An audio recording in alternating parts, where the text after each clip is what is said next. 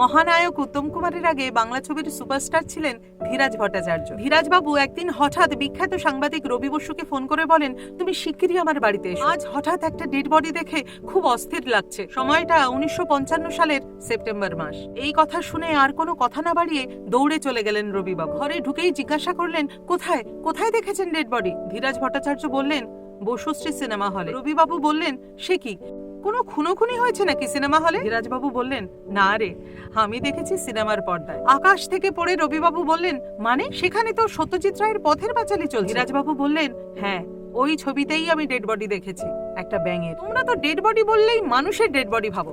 একটা ব্যাঙ মরে ফুলে উঠে পুকুরে ভাসছে। এর আগে বাংলা ছবিতে এমন দৃশ্য কখনো দেখেছো? কি কনসেপ্ট, কি ডিটেল এই ছবির। এই ছবি একদিন ইতিহাস তৈরি করবে। আরো একটা কথা, অনেকেই হয়তো জানেন না, এই ধীরাজ ভট্টাচার্য হলেন বর্তমানে জনপ্রিয় অভিনেতা দীপাঞ্জন ভট্টাচার্যের ঠাকুরদা।